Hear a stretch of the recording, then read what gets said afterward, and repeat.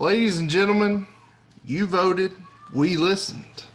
Tonight, this week, tips off our inaugural Convince Me Madness tournament. You had a choice: sports, music, movies, television.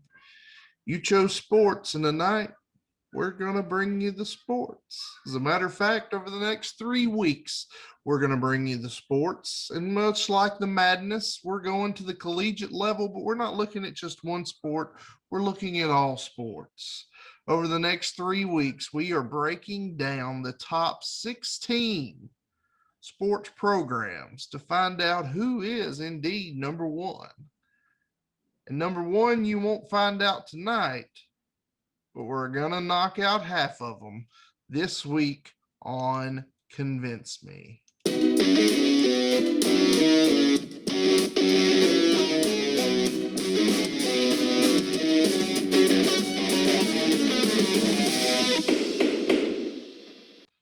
Welcome in, everybody. We're back. It's another week of Convince Me. I am Andy Rutherford, joined as always by Mr. Brian Bennett, Mr. Casey Elrod. Gentlemen, how goes it? It's going well. I can tell you one thing, and I can tell our audience this too.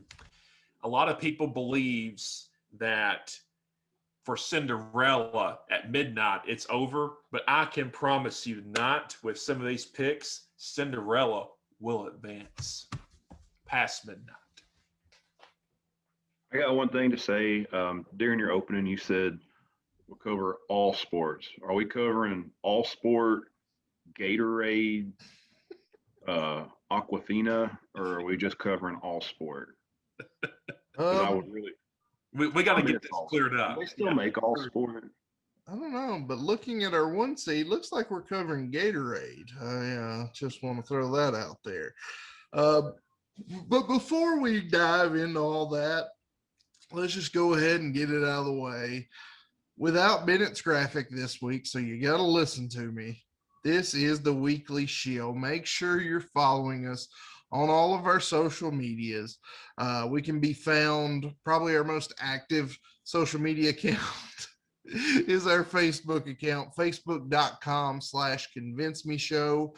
Over there, most weeks, not all weeks, not this week, but most weeks, you can find a video preview of every week's show right over there on the Facebook page, facebook.com/convince me show. Twitter, we're on Twitter as well at Convince Me Show. As a matter of fact, if you were following us on Twitter, you had the opportunity to vote in the poll that eventually led to the topics for the next 3 weeks. So again, Twitter at Convince Me Show, Instagram, Convince Me Show over there as well. Nothing overly special over there, no polls, no video previews. But if you're going to follow us on the others, you might as well follow us there. And then, of course, be sure you're following us on YouTube, tinyurl.com/convince me show. Every single episode we have in full length video format can be found over on our YouTube. Once again, tinyurl.com/convince me show. And of course, we are a podcast. We drop every week wherever you listen to your favorite podcasts. We're on Spotify, Stitcher, Apple Podcasts, Google Podcasts. There's a few more. If we are not where you listen to your favorite podcast, let us know. We'll do what we can to get there. So that's it for the Weekly Shield. We're going to dive right into this. And before we jump into it, I kind of want to explain to you, the audience, the listener, the viewer, if you're on YouTube, exactly how we set this up. We decided we were going to do the best overall sports program in collegiate sports, which covers all sports. Just because a team is dominant in one sport doesn't mean they even made this list, because maybe their other sports are lackluster.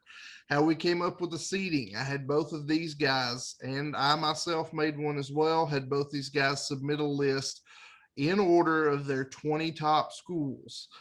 Based on those lists, I gave out points accordingly. One seed on a list got 20 points. A 20 seed got 1 point.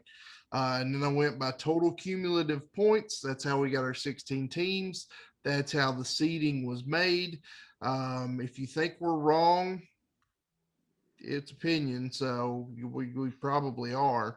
But our lists were very different. So because of that, there, like Elrod said, there could be some upsets as we go.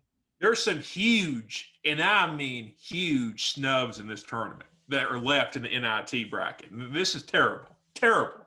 Well, I'll tell you right now, I hadn't planned on doing this, but I'm going to. I'm going to give these folks a list of the teams that were listed on at least one of our lists, but did not crack the overall top 16. Here are your, Joe Lenardi likes to have his first 4 out. Here's your first, I don't know, 10 or 12 out.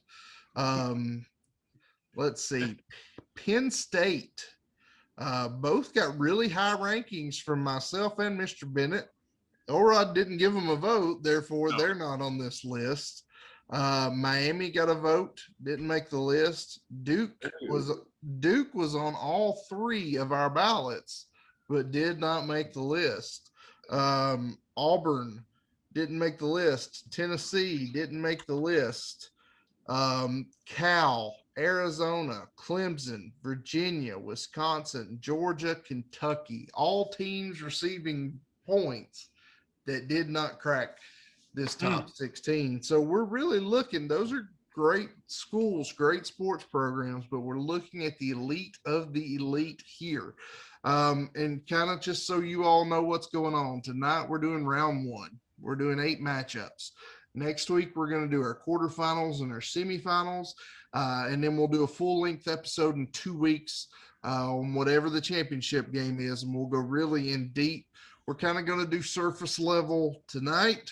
And just because someone is arguing a team, they're not married to that team. Cases will be presented, and then we as a jury will vote. Best of 3 votes decides who goes forward. So, gentlemen, do you two have any questions on how we're going to do this? I do not. Like I said, I'm ready to put those slippers on, baby, and let's take Cinderella to the ball. Let's do this. Isn't it? You're clear? Good to go? Yeah, I'm just over here waiting for my all sport. All right. So here's what we're going to do. I'm going to, YouTube viewers, you get something the podcast listeners don't. I'm going to give you a peek at the bracket. And gentlemen, we're going to go. We're going to let the higher seed or lower seed, whichever you want to do it, the lesser seed. The better seed. Not necessarily. We'll get to the worst seed. We'll get to present their argument first. And we're going to start with our 116 matchup. And our 116 matchup, let me get it here. Judging by the votes of us 3, the 116 matchup, as you can see over here, will be the 1 seed Florida taking on the 16 seed Texas A&M. And Mr. Elrod, I believe you are presenting the case for Texas A&M. I am. I'll put it to you like this. This is going to be tough for Texas A&M to overcome. But I consider Florida. I know we don't really want to bash the other side. That's for a later time. But Florida at the 1 seed is almost like Kansas in the men's basketball tournament, year in and year out. A lot of flash, but I consider them all hat, no cattle. That's what Florida is at the 1 seed here. Truth be told, their main sport, football, if you discount this year, they haven't been relevant in over a decade in the playoff format. Let's talk about Texas A&M. That's why I'm here tonight. It's all about tradition. The original 12th man, the Yale leaders, the bonfire. Texas A&M may not have the championships that a Florida has at the men's basketball level, at the college football level. But if you look as a whole of what they have in their athletic department, it's pretty comparable. The 15 consecutive appearances for women's soccer, baseball, football. They've got Chuck Knobloch. They've got a Heisman Trophy winner in Johnny Manziel. They've got brand new facilities. They don't have the national championships. This is the tough sell. They don't have the national championships that Florida has, like recently 2 in basketball, a couple in football. But on the whole, if you look at women's basketball, they have a championship recently. If you look at track, they have dominated track and field recently, especially the women's track and field. They've got NCAA titles on the women's side. They got Chris Middleton, baby. They got Chuck Knobloch, Rhett's favorite second baseman. They've got consistent across the board. They're not a jack of all trades. So Texas A&M, great value. You know, a lot of people doubted University of Maryland, Baltimore County when they went up against Virginia. A lot of people are doubting Texas A&M in this matchup, but I'm here to tell you, Bennett, you got to go with A&M over the Gators, even though it's a tough sell. You know, we're all voting. You don't have to just convince Bennett. You called him out. We also set a ground rule. We weren't going to attack the other teams. We're just going to build up. I kind of blew past that. And you just went right into it. I did. And number 2, I was not expecting Chuck Knobloch references tonight, and you said his name 3 times. I did. Very interesting. I'm going to keep this short and sweet for the most part. If you want to talk women's basketball, which is very relevant in this list, we're not discounting women's basketball at all, but for the sake of this argument, I'm discounting it. I will concede that point to Texas A&M. Women's basketball, Florida, they're solid. They make the tournament. They don't usually make the second weekend of the tournament, but they make the tournament. But really, we're going to wash that aside. When we look at it, we're looking at the best sports program here. Back in the 2010-2011 season, they created a thing called the Capital One Cup that really looks at exactly what we're looking at. It takes all the collegiate sports and see which school does better overall. On the men's side, the first 2 years they had that Capital One Cup, it went to the Florida Gators. As a matter of fact, Florida is one of only 2 teams that, since that started 10 years ago, has a men's and a women's championship for each collegiate year. The men have won it twice. The women have won it once.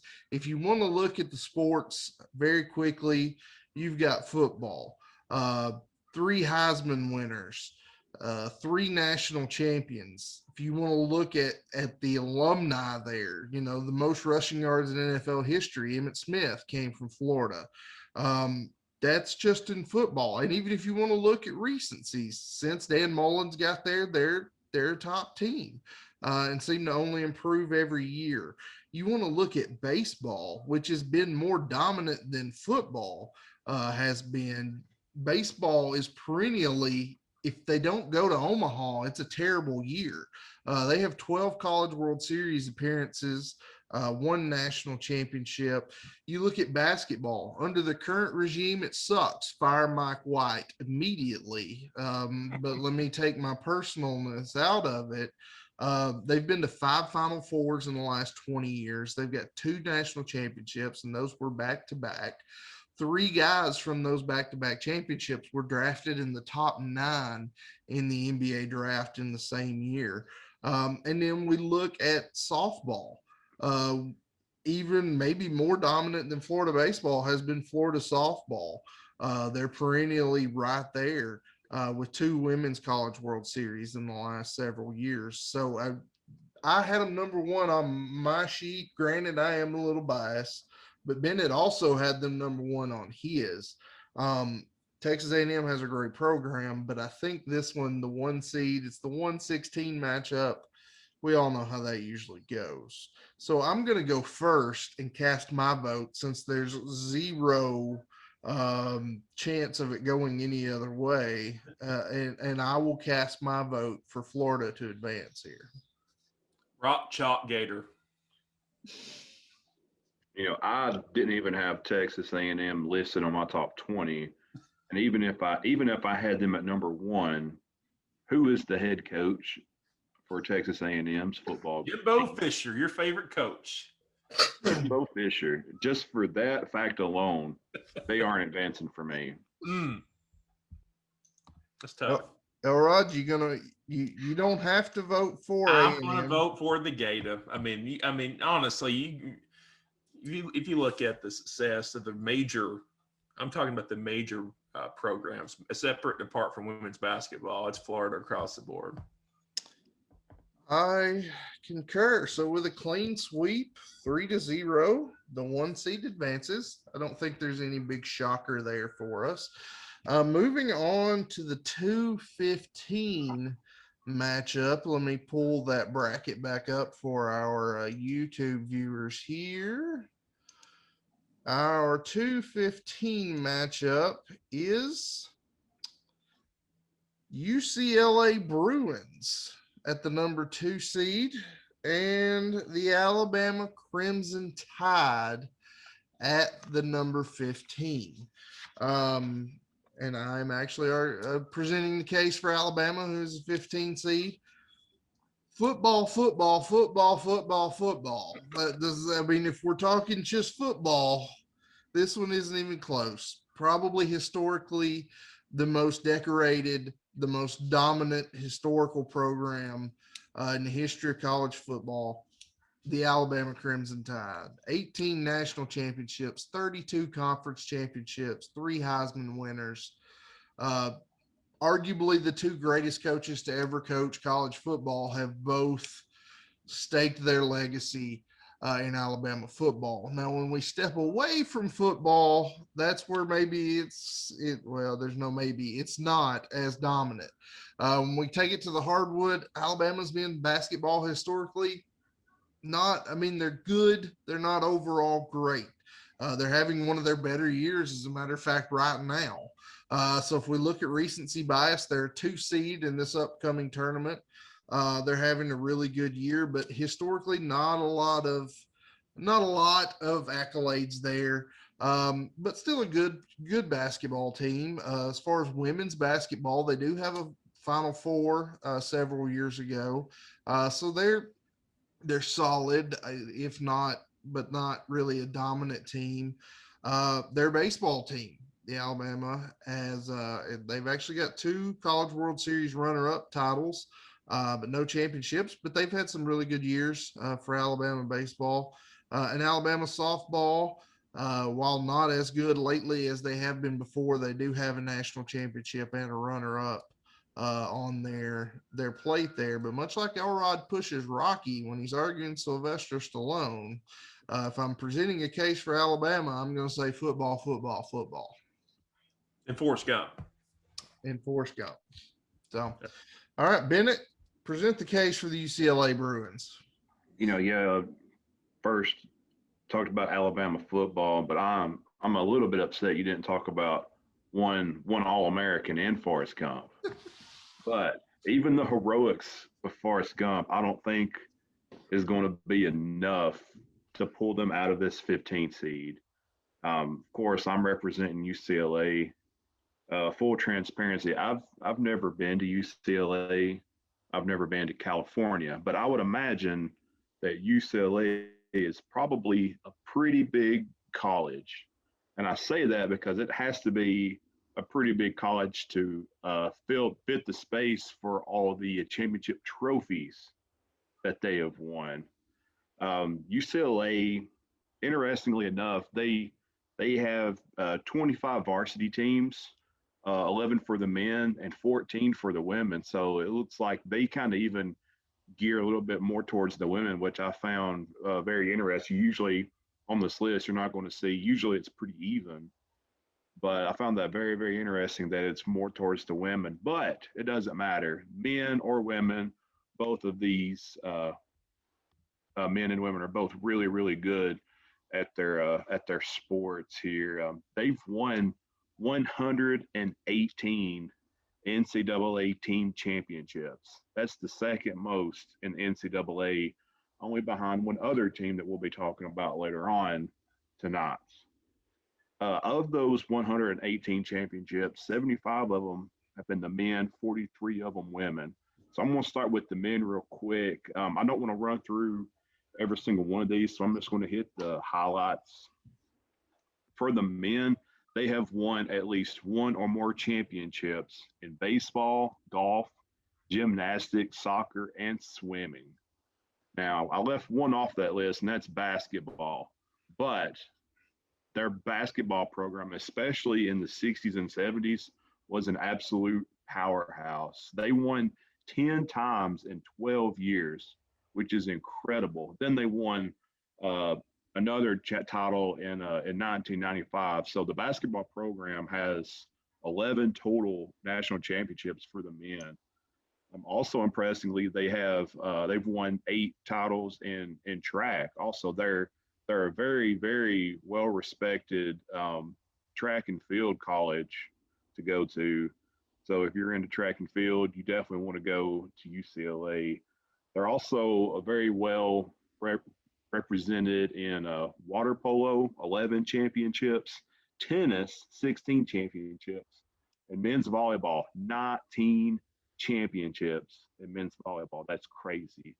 On the women's side, they've won one or more in beach volleyball, golf, track, soccer, tennis, and volleyball. But where they kind of stick out is their gymnastics and their water polo. They have 7 championships each for those two, gymnastics and water polo.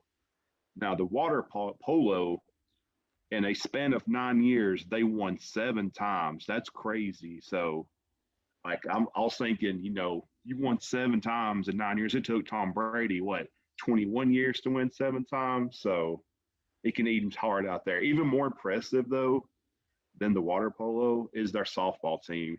If you know anything about women's softball, you know that UCLA is a perennial threat to win. They have 11 national champions and won as recently as 2019 before the whole world went crazy and they shut down sports. So really, no matter what sport it is, men's, women, basketball, baseball, volleyball, water polo, this program, they're really good at basically every single sport they compete in. Didn't talk about football, but Troy Aikman did attend UCLA, so they got Troy Aikman going. So did Maurice Jones-Drew. Ooh, true. So, I'll all stick right. with Troy. you think anybody else? From UCLA, yeah, that one guy. How we got? All right. Bennett, I'll let you vote first. Well, I may be completely crazy here, but I'm leaning towards UCLA just for the sheer amount of team championships they've won over the years. I'm going to make this real simple. UCLA in a landslide. Yeah. If this was a breakdown of football, it would be undisputed Alabama's way. It's a breakdown of all sports. It's undisputed the other way. I'm going to make it 3-0, and UCLA will advance. And at this point right here, we are going to take a quick commercial break for the podcast, a quick black screen for YouTube, and we will be right back. Welcome back, ladies and gentlemen. Just to catch you up real quick, our 116 matchup, Florida and A&M. The 1 seed Florida advances. The 215 matchup, UCLA and Alabama. UCLA advances. We're moving now to the 314 matchup. Let me pull my screen back up here for the YouTube viewers. We're looking at USC versus Notre Dame, a historic rivalry on the football field. But we're going to see what happens when we look at more than just football. Mr. Bennett, we're going to you again. Present the argument for the Fighting Irish. Yeah, I think I have at least somewhat compelling argument here for Notre Dame, even if I'm kind of fighting an uphill battle here. You got to consider that Notre Dame is one of the most storied colleges that we're going to talk about in this bracket.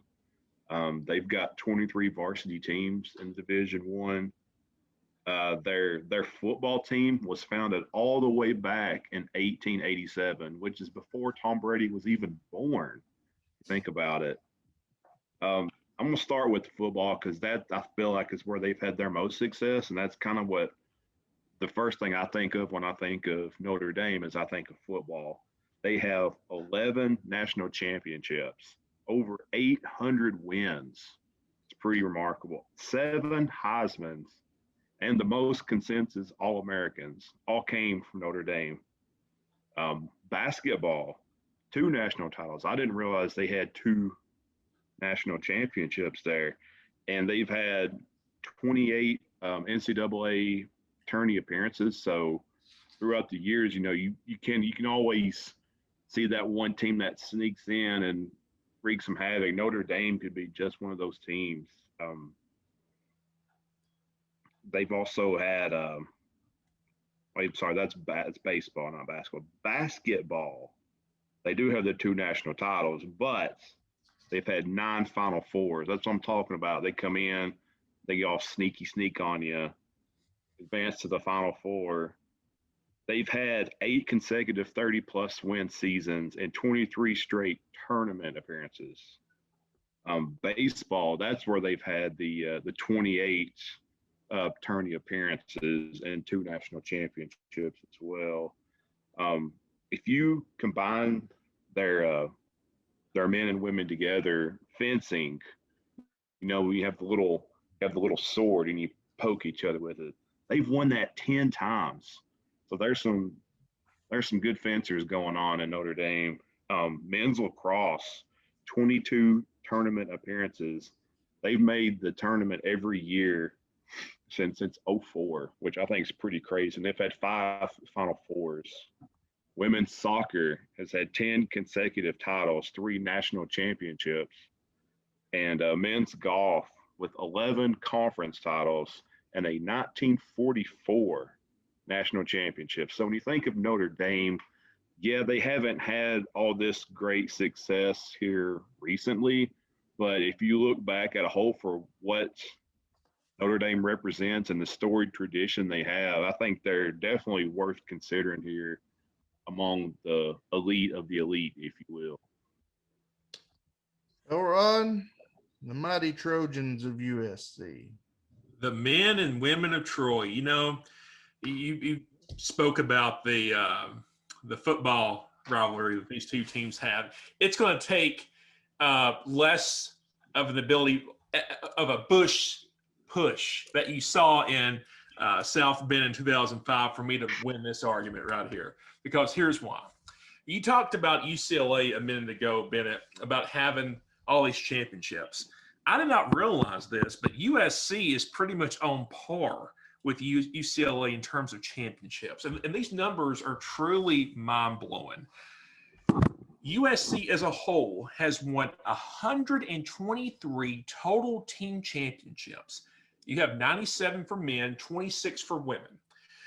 They have 80 and 14 of those are national championships for men and women. That does not include football championships. USC claims 11 football championships.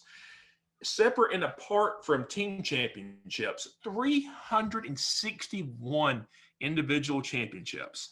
And that's second best behind Texas. It's actually third best, behind Texas and UCLA.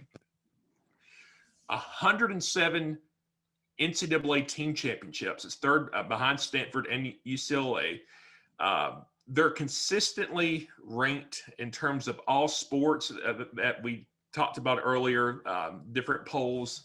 They're in the top 3. Some has them at 4. Track and field. Let's talk about track and field for a minute. No program can touch USC in track and field. This is the one stat that just, when I saw it, it just blew my mind.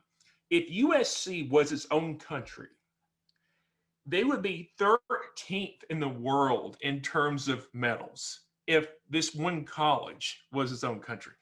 7 players have won the Heisman Trophy, if you want to talk about football. Great. Now, the school claims one more, Reggie Bush. That one has been stolen from them.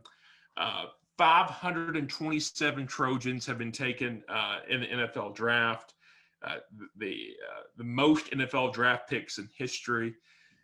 You talk about besides Reggie Bush, the great Trojans, O.J. Simpson. Fault him a lot for his personal life, but arguably one of the best running backs in the history of football.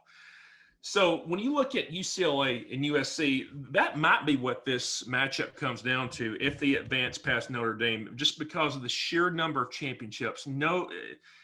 It's simply mind-boggling that you've got Stanford with a lot of championships, UCLA, USC. They've got all the championships within that 100-mile area out there. So Notre Dame, storied program, but USC with the tradition, with the gold medals, the bronze medals in the Olympics, basketball, football, they touch all the bases. All right, Elrod, what's your vote? Got to go with USC on this. Although it's a little bit closer than you would think, but when you just look at the sheer number of championships, I don't think there's any debate on this. Yeah, it's a lot closer than a 3-14 matchup for me.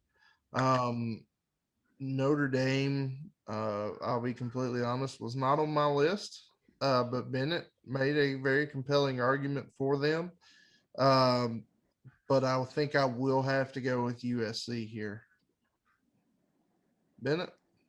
Yeah, for what it's worth. I mean, if we're just talking football, I think that's where most of their recognition comes from. Outside of that, they have had some success, but if you look at the broader scope of it, yeah, they do have the tradition, and they do have quite a few wins and quite a few championships. But I do feel like USC, but like y'all, closer than you think. But All right. Well, top seeds have reigned so far. Let's see if that continues going into our 4-13 matchup. And our 4-13 matchup, as you can see here, YouTube viewers, number 4, the Stanford Cardinal against number 13, the LSU Tigers. Looking at this, Mr. Elrod, I believe you're going to be telling us something about Go Tiger. Go Tiger. I should win because of Ed Orgeron, right? I mean, I should quit while I'm ahead, right?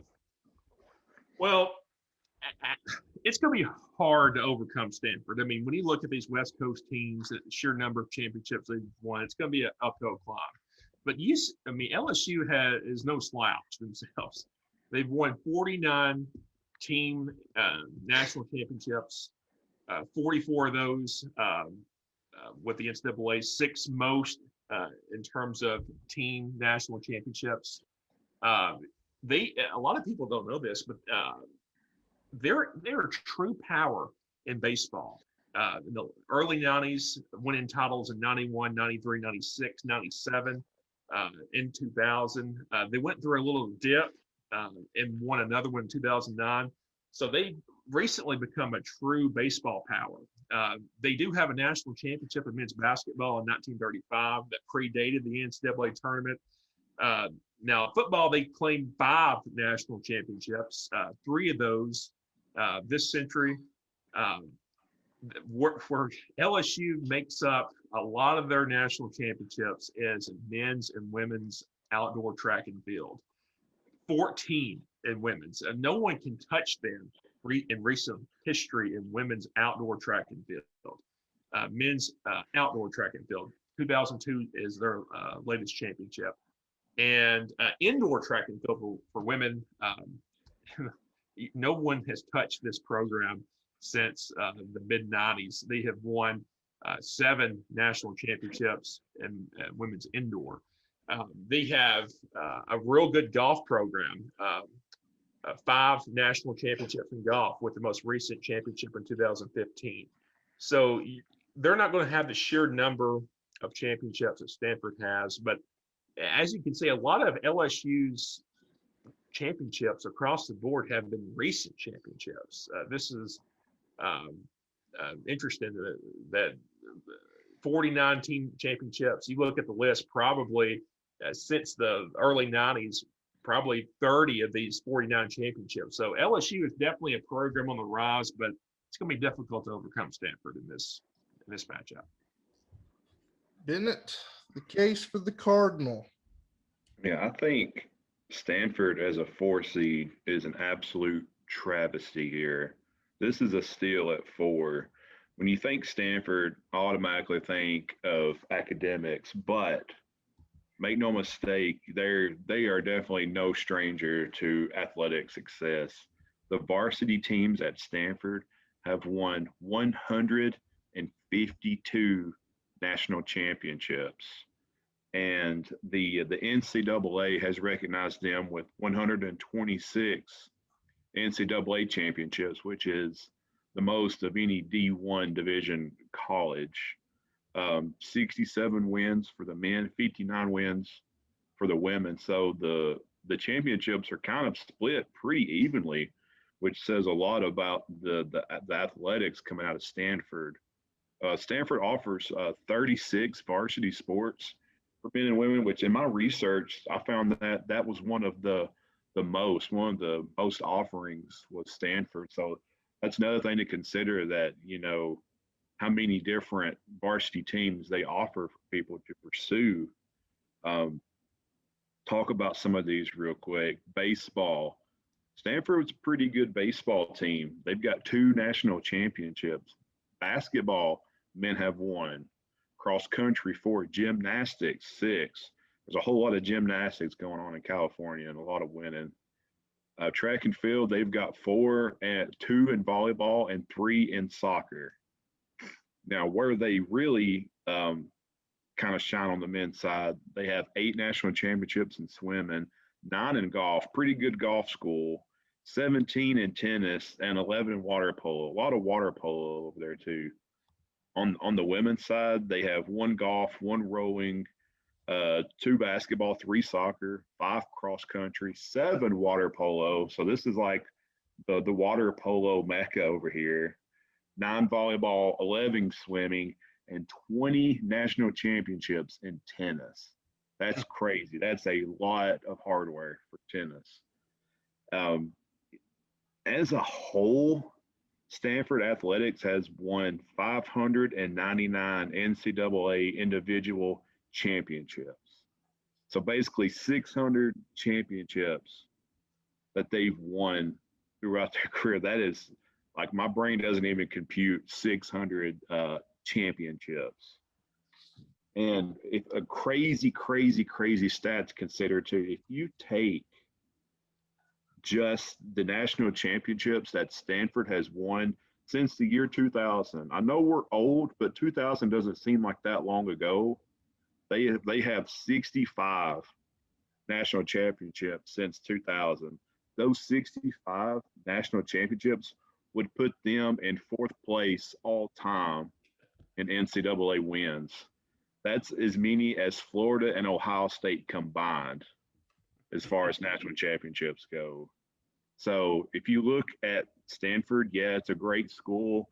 It's great for academics, but if you want to go, if you're really smart, you want to get a good education, and you want to win a bunch of national championships, then go to Stanford.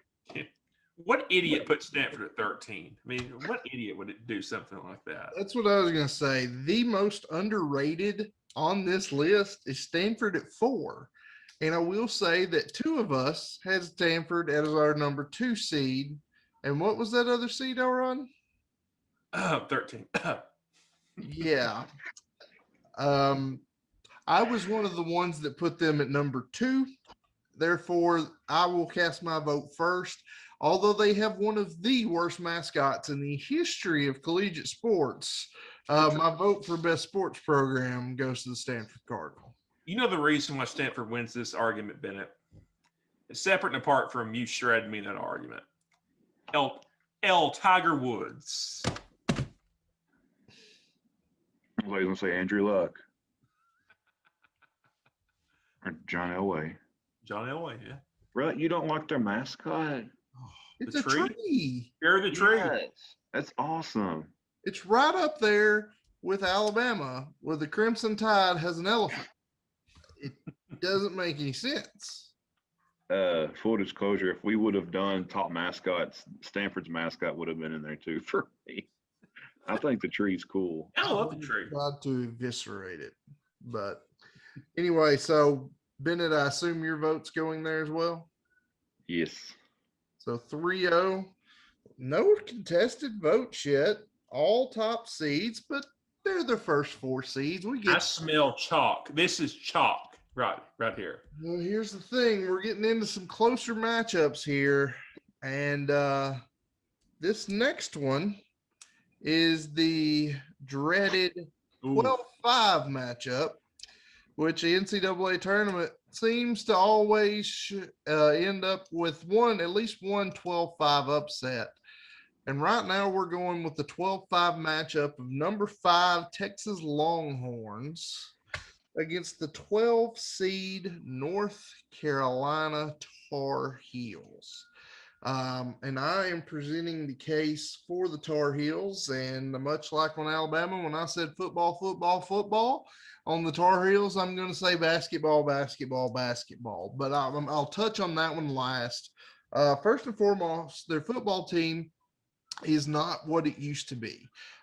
They do have a solid, respected football team now. With Mac Brown at the helm there. Of course, they had their quarterback, Mitch Trubisky, go number 1 in the draft a few years ago. So they did have a number 1 draft pick there. If we want to go to the diamond, we look at baseball. Very, very formidable baseball team from UNC. They've had 2 College World Series runner-ups. So they finished second place twice there. Very formidable team. Softball team, maybe not as lauded. But then we go to basketball. First, let's look at women's basketball. Everybody talks about the men's basketball team in North Carolina. Their women's basketball team is pretty dang good, too. They have a national championship of their own. They have 3 Final Fours of their own. It's not only the men getting it done on the hardwood in Chapel Hill, but when we look at the men's basketball team, one of the most storied men's basketball teams in the history of men's basketball. 7 national championships. That's the 3rd most of all schools. They have gone to 20 Final Fours. And of course, they produced, arguably to some people, I don't think arguably to any of us 3, the greatest basketball player to ever play. And one Michael Jeffrey Jordan, of course, is he won a championship there in Chapel Hill as a Tar Heel.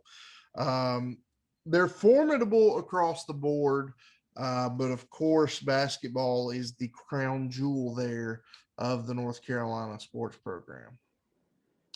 And then Elrod, I believe you're presenting the case for the Longhorns. You know the reason I win this argument, right? Short and sweet.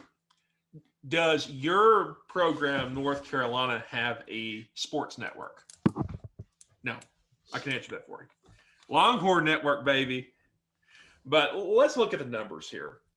Texas has 50 total national championships. I realize that compared to Stanford, UCLA, and USC, that those numbers may seem minuscule, but 42 of those championships are modern-day NCAA national championships.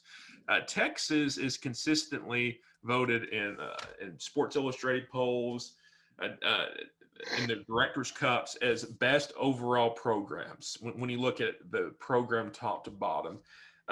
Let's start with women's basketball. A lot of people don't know this, but Jody Conrad is one of the greatest basketball coaches of all time. She coached the women's team there in Texas, went over 900 games, won a national championship.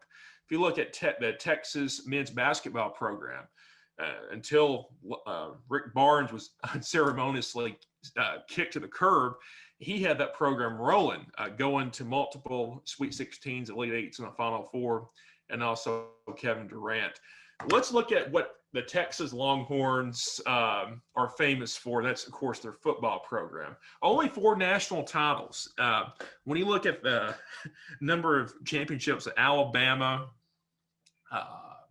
USC and Notre Dame have won. You would think that Texas may have won more than 4 championships, but they've got 4, with the most recent one in 2006 in the Rose Bowl with Vince Young. So the men's basketball team, as I said, multiple Elite Eight appearances.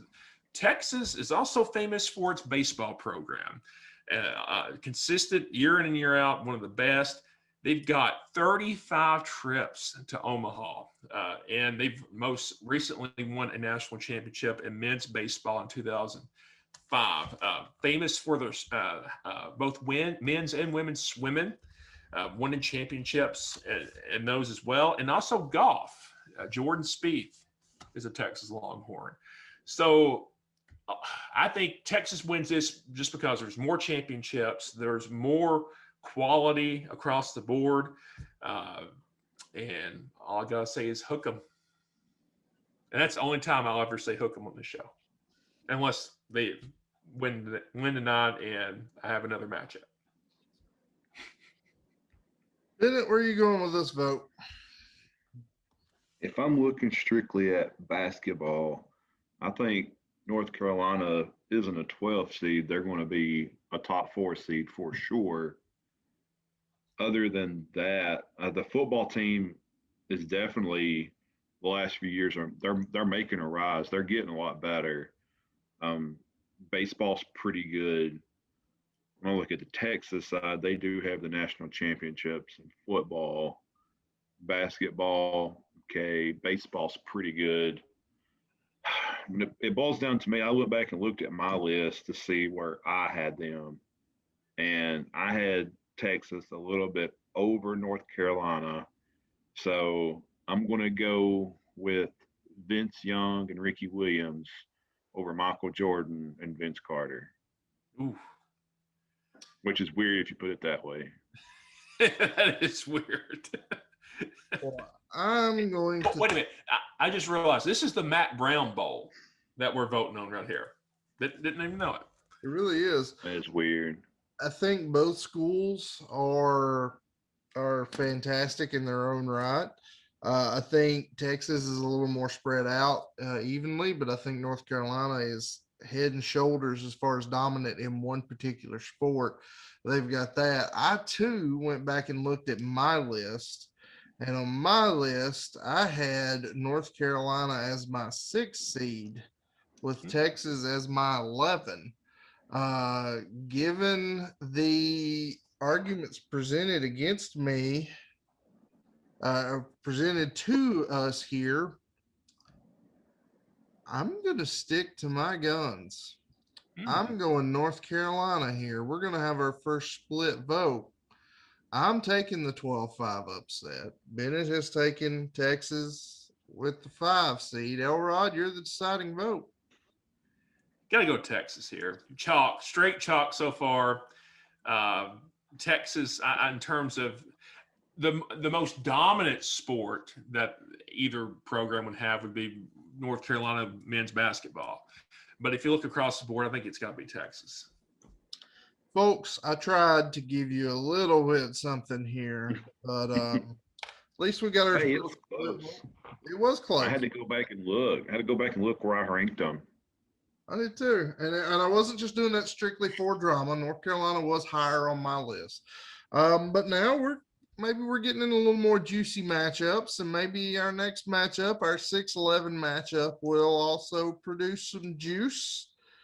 The number 6 Michigan Wolverines facing off with Bennett's favorite, near and dear to Bennett's heart, number 11 Florida State Seminoles. And Bennett, I will let you present the Seminole argument. First, you guys are killing me. It's like the sound, like you're killing me, Smalls. 11 seed on Florida State. I couldn't believe it. I had to sit down for that one. When you think Florida State, the first thing you think is probably, football or free shoes or crab legs, whatever it is. But they're so much more than football. They've got a lot of their varsity teams that are definitely on the rise. since they've joined the ACC back in like 91 or 92, they have 20 varsity teams, and they place a very heavy investment in their sports, in their facilities, in their athletics. I'm going to touch them on the men's side first, then I'll get to the women. And men's, I'm going to start with baseball. I feel like baseball gets overlooked a lot, and it shouldn't. Their baseball team is one of the most successful baseball teams in the country. They have 23 college World Series appearances, 3 national championship appearances, and they may have just so happened to have the all-time winningest coach in head coach Mike Martin, who coached the team for like 40 years. I think now it's Mike Martin Jr., but you have the all-time winningest coach playing or coaching for this team that, Florida State's always in the College World Series. I said he coached for 40 years. He's the second winningest. They're the second winningest program in college baseball history.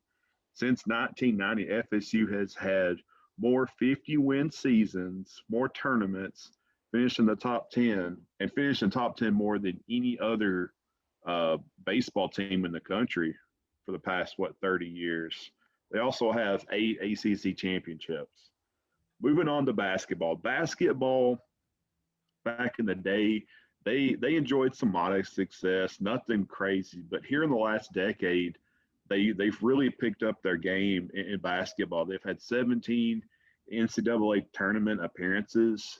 They were the 2012 ACC tournament champions, and last season they were the 2020 ACC season champs. And Dickie V said that he had Florida State. If they would have played March Madness last year and they had the tournament, he had Florida State winning the whole thing last year. So it's a shame they didn't get to play and see how that unfolded. But there have been 44 Seminoles drafted in the NBA, and 9 of those were first-round picks, surprisingly enough. So definitely the basketball team is definitely on the rise here, especially, like I said, in the last decade or so. Football. They fielded their first team in 1902, and they weren't really much of a program until a gentleman by the name of Bobby Bowden entered the scene. Once he entered the scene, he really got things going. And from a span from 1993 until 2001, they played in 5 national championship games. Of course, they won 2 of them, 93 and 99. And then they won another one as recently as 2013. They have 15 ACC titles. They have 3 Heisman winners. They were the most successful team in the 90s with an 89% winning percentage. And they had a streak that was very, very impressive. I don't know if it'd be really hard to replicate. They had 36 consecutive postseason seasons there from 1982 until 2017, where it was snapped. So the football team kind of took a dip. Jimbo Fisher really screwed them over. But we've got Mike Norvell, who did really, really good at Memphis. He looks like he's bringing back the winning tradition. So hopefully they'll start to enjoy some success and get back to Florida State football like we know it sooner than later. On the women's side, basketball, 18 NCAA tournament championships, 3 times in the Elite Eight, and 2-time ACC championships. Softball, whenever you think of Florida State softball, I always think of them as a perennial threat every single year. They're one of the most dominant softball teams in the last 2 decades. Their accomplishments include 2 AIAW national championships, 1 NCAA championship, 10 trips to the College World Series, 32 NCAA tournaments, 34 All-Americans, and 36 40-win seasons. So their softball team is pretty daggone good.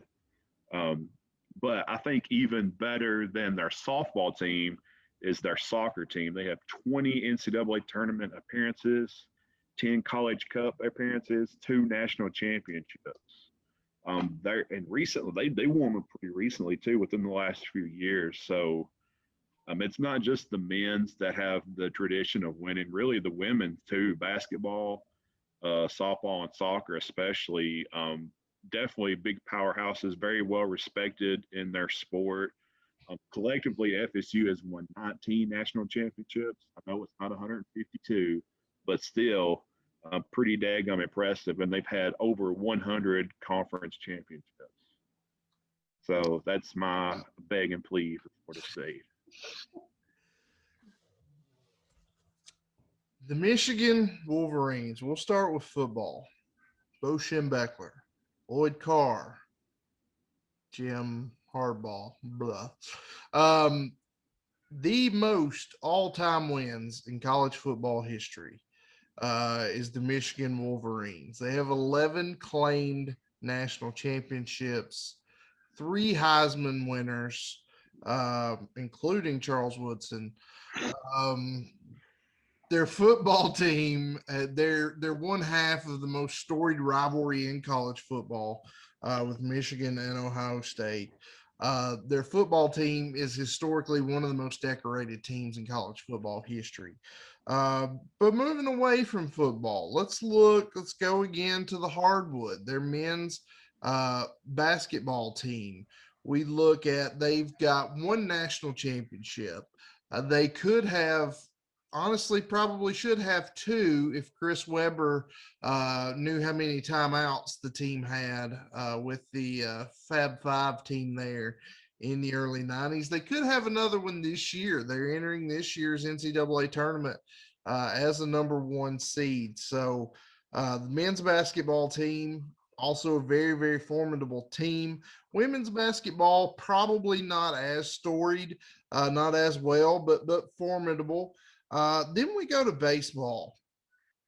The Michigan baseball team they made it to the College World Series and finished as the runner-up in 2019. So the last College World Series we had, they finished as a runner-up, which really speaks volumes, because when you look at it, the way I've always seen it,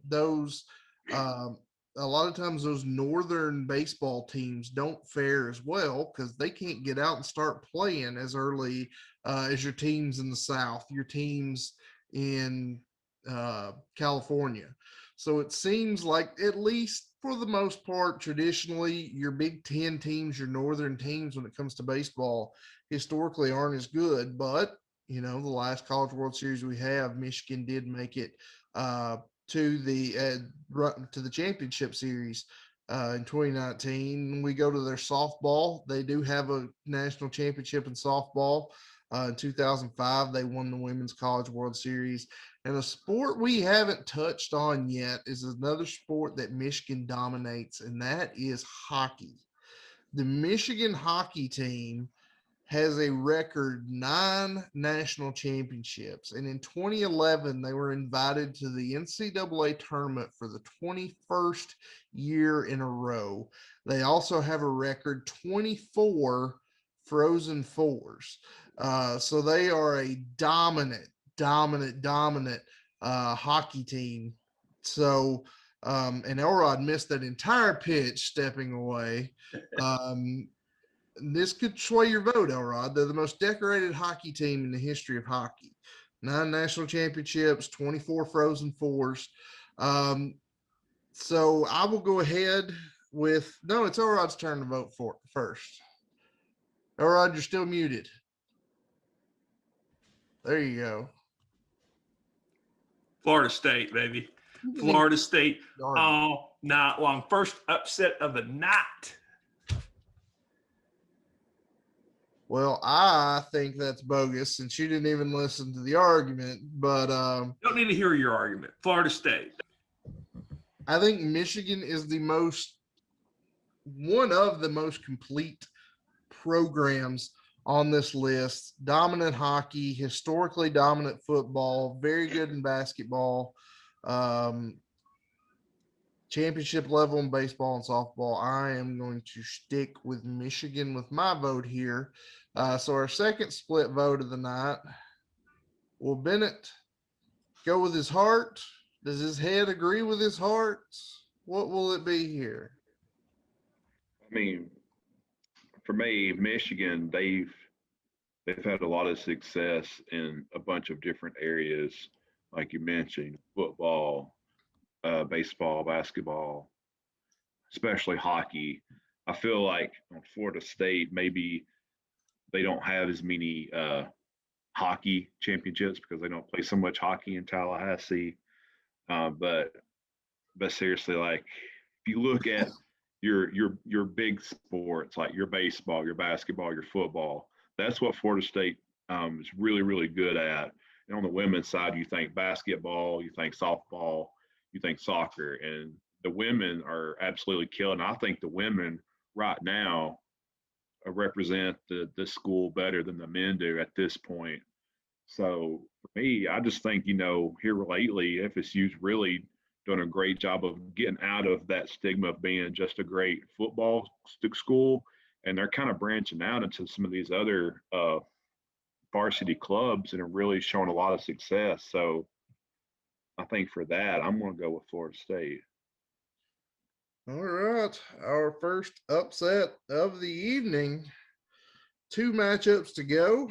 Let's try to get through these last two.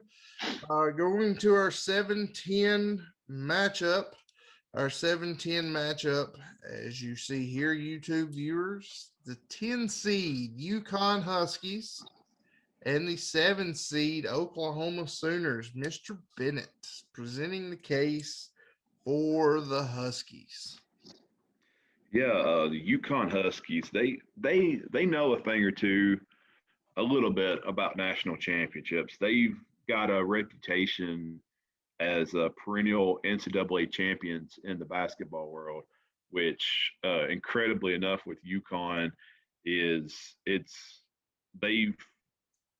had just as much success with the men as they had with the women in basketball. Basically, if you want the mark of excellence in a sport, look at UConn and UConn's basketball. The men, they were one of the founding members of the Big East Conference, which really was created to focus strictly on basketball. They had some moderate success in the 90s. If I probably don't remember, you're a little bit too young, and actually, me and Rhett kind of are too. But the 1990 Dream season, they went from unranked all the way to winning the Big East and the season champs and the tournament champs for the Big East. They rose throughout the 90s and kind of made a name for themselves. They won the 1999 national championship, and they went on to win again in 04, 2011, and 2014, UConn's men. And they've had 34 NCAA tournament appearances. If that's not impressive enough, the women's side, the basketball, not really many times in NCAA do you start to enter the talks about dynasties. Maybe Alabama's football is a dynasty, or maybe Michigan's hockey team is a dynasty with all their wins. But when you talk about basketball, you talk about women's basketball, for sure, UConn is a dynasty. They absolutely define dynasty. They're the most successful women's basketball program in the nation. They're the best of the best. They've made the NCAA tournament every year since 1989. That's 32 straight. That is crazy. They've had 27 Sweet 16s, 25 Elite Eights, 20 Final Fours, and 11 championships. One thing that was really, really, really, really interesting to me is back in 2010, Sports Illustrated, they put out this thing where they selected their top 25 sports teams, and they covered NFL, MLB, NBA, and NHL, basically the big four of professional sports. And then it's like, hey, what the heck? We'll throw in NCAA teams too. The UConn Huskies women ranked number 3 number 3 sports team in the whole country. That includes professional teams. They were behind the Lakers and the Patriots. So that just goes to show how dominant UConn has been in the basketball world. They've got many records and many streaks that probably won't get beat. But other than just basketball, if you look, the men have also had 3 soccer national championships, and the women have also had 5 national championships in field hockey. So they've had 23 total national championships. So if you're looking for a great school that just absolutely dominates, it's hard to go against UConn. Very, very true. I am presenting a case for Boomer Sooner, the Oklahoma Sooners. Really, when we look at it, all around, another just fantastic team across the board. You look at the football team. Since 1945, they have the most wins and the highest winning percentage in college football. Due to the Oklahoma Sooners. In that time, they won 7 national championships. They have 7 Heisman Trophy winners. Of course, we all grew up during those Bob Stoop years where it was, they're going to go to a BCS Bowl almost every year, if not every year. Of course, now that's transitioned into Lincoln Riley and hasn't really dropped off that much. They've just been, like I said, since 1945, most wins in college football, highest win percentage, but they don't just do it on the football field. Their men's basketball team has been very, very formidable throughout the years. 5 Final Fours for their men's basketball team, 3 Final Fours for their women's basketball team, including a runner-up, an appearance in the national championship game. When they take it outside, we look at the Diamond, the baseball team. They have 2 national championships in baseball. When we look at the softball team, one of the more dominant teams in the country, they have 4 national championships and 2 other runner-ups where they appeared in the Women's College World Series national championship game. Very good golf program. At Oklahoma, they have 2 national championships, but maybe above all of those, surprisingly enough, the most dominant team for Oklahoma is their wrestling team. The wrestling team in Oklahoma has 7 national championships, and from 2002 to 2008, they won 5 national championships in 7 years. Just a dominant wrestling team. They have 23 conference titles. As a wrestling team, they've produced 263 All-Americans.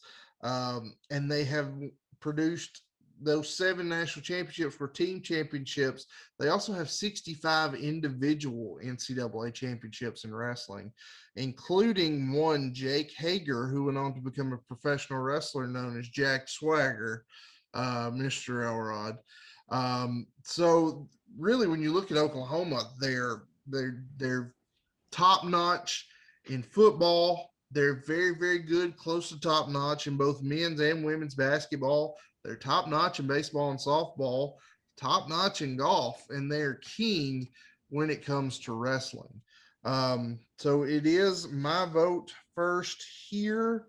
And I do believe UConn's, especially UConn's women's team in our lifetime, is the most dominant program, collegiate, professional, any sport. The most dominant team is UConn's women's basketball team. As much as it hurts Elrod for me to say that, in our lifetime, that is true. And I remember a time, when their men's basketball team was a perennial powerhouse as well. I had a Karan Butler jersey when I was a freshman or sophomore in high school. Thank you, Sprite, for your little contest that got me a free jersey there. I think UConn's women's basketball team is the most dominant team we've ever seen in our lifetime. But when we look at overall at the entirety of the sports programs. I'm going to have to go with Oklahoma, but this has been the hardest decision for me yet. Yeah, I think looking at this across the board, you got to go with Oklahoma. UConn may have the more dominant or the most dominant program across the board if you look at both of these teams, but top to bottom, it's Oklahoma, and I just love giving Gino Auriemma another L. So had to do it. Well, not that it matters, but you look on one hand, UConn's basketball program and how much success they've had, and then you look at Oklahoma, where it was a little bit more spread out. I kind of flipped back and forth, and I was like, I'm going to refer back to my original rankings that I submitted in. I had UConn at number 11, and I had Oklahoma at number 10. So by nose, like I said, not that it matters, but I had to go. I have to respect my rankings and go with Oklahoma. All right. Last matchup of this week of the first round. We have what on paper should be the closest matchup. It is our 8-9 matchup. It is, as you can see here, YouTube viewers, the 8 seed Ohio State Buckeyes and the 9 seed Oregon Ducks. And we will start with you, Mr. Bennett, presenting the case for the Oregon Ducks. I think I simply win this just on the fact that Oregon has an unbeatable record for the most uniform combinations known to man. So for that fact alone, I think I'm just going to wrap it up with that and call it a day. No, I'm just kidding. But it doesn't help. I mean, it does help when you have a Nike co-founder, Phil Knight, who is a legit billionaire, throwing all these wads of money at your university. He's said to have spent around $800 to $900 million on the facility. So you've got these state-of-the-art facilities. People want to go there because of all the attention that Nike gives them. They're from the Pac-12. They've got 18 varsity teams, and I want to start with their football team for the men. They've had 7 conference championships. Their football team's real sneaky. They've had some success lately. You can call them gimmicky if you want, but it's worked for them. They've had 2 national championship appearances, didn't work out for them. They've also had 1 Heisman, Marcus Mariota. Great dude.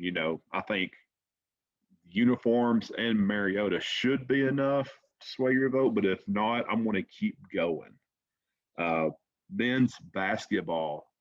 Their men's basketball, fun fact, they won the inaugural NCAA basketball championship all the way back in 1939 when Tom Brady was just a little young pup. And to make this interesting, they defeated one Ohio State in this matchup in 1939. They've made the NCAA tournament 17 times. They have 8 conference championships and reached the Final Four back in 2017. On the women's side, basketball, 15 NCAA tournament appearances. So pretty close to the men, 17 and 15, pretty close. They've had 3 Elite Eights and 1 Final Four in 2019. And don't forget that they won the women's NIT in 2002 as well. Cross country, it's a really good school for cross country for both men and women's. They've had a really good storied history with winning. The men have won 6 championships and the women have won 4 as well. So 10 total national championships between the two for cross country. Track and field, the men have a total of 12 championships when you combine the indoor and outdoor, and the women add another 10 when you combine indoor and outdoor track and field.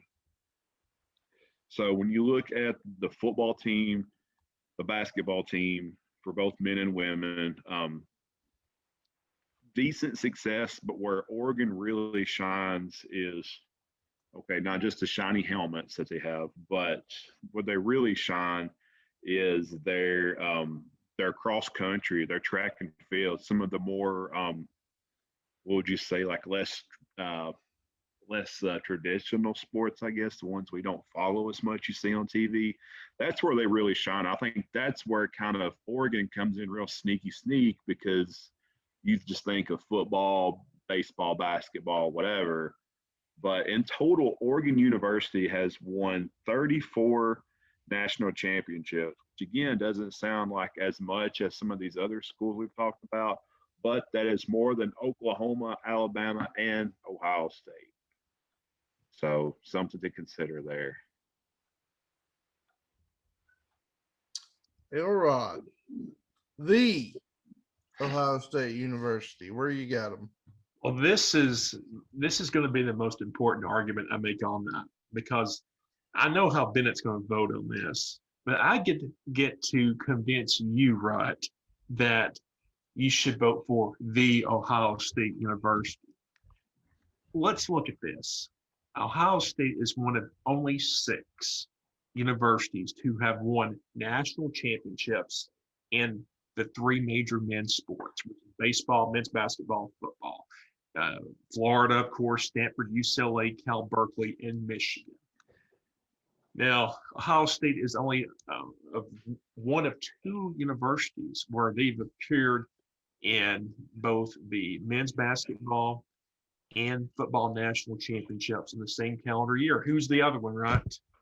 Florida.